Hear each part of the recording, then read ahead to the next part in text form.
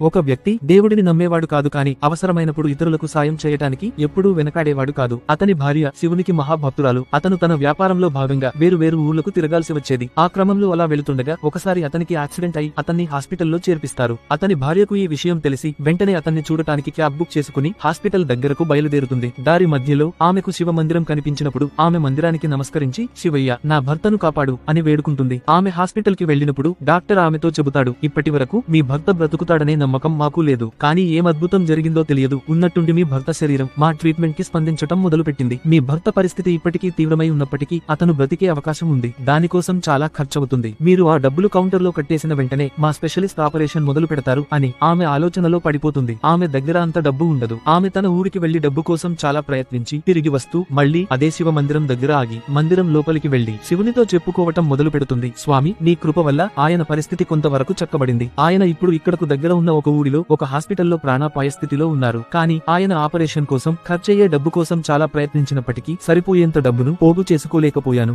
ఏం చెయ్యాలో నాకు అర్థం కావట్లేదు. నువ్వే ఎలాగైనా ఆయనను కాపాడతావని నమ్ముతున్నాను అని శివునితో తన కష్టం చెప్పుకుని అక్కడ నుండి వెళ్లిపోతుంది. ఆమె హాస్పిటల్లో దిగులుగా కూర్చొని ఉన్నప్పుడు ఇద్దరు దంపతులు వారి పిల్లాడితో అక్కడకు వస్తారు. ఆ వ్యక్తి ఆమెతో చెబుతాడు, అమ్మా, నువ్వు గుడిలో నీ బాధను చెప్పుకునేటప్పుడు మేము విన్నాము. నీకు డబ్బు అవసరం ఉందని. మేము ఆ గ్రామంలోనే నివాసముంటాము. నీకు సాయం చేయటానికి వచ్చాము. కౌంటర్లో నీ భర్త ఆపరేషన్ కోసం డబ్బులు కట్టేశాము. దిగులు పడవద్దు, నీ భర్త పరిస్థితి తప్పకుండా చక్కబడుతుంది అని చెబుతారు. వెళ్లే ముందు ఆ పిల్లాడు అమాయకంగా ఆమెకు దీర్ఘ సుమంగళి భవ అని దీవిస్తాడు. ఆమె పిల్లాడి అమాయకత్వాన్ని చూసి నవ్వుకుంటుంది. కొన్ని రోజులకు వాళ్లు చెప్పినట్టుగానే ఆమె భర్త త్వరగా కోలుకుంటాడు. ఆమె భర్త పూర్తిగా కోలుకున్న తరువాత వాళ్లు అదే గుడి దగ్గరకు వెళ్లి ఆ కుటుంబానికి ఒకసారి కృతజ్ఞతలు చెప్పి వెళదామని అనుకున్నప్పుడు వాళ్లు తెలుసుకుంటారు అక్కడ వాళ్లు చెప్పిన పోలికలతో